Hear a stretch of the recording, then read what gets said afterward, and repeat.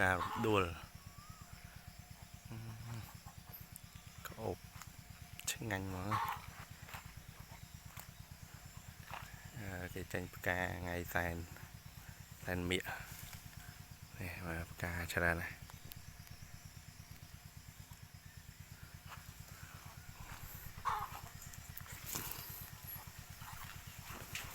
នេះមិនភូមិរំដួលទេ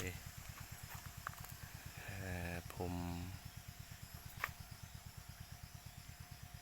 ព្រៃពៀយើងហ្នឹងណា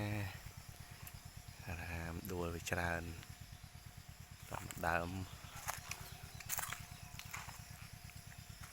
ក្អូបបាន2-3ផ្ទះដែរច្រើនណាស់មិនតិចណា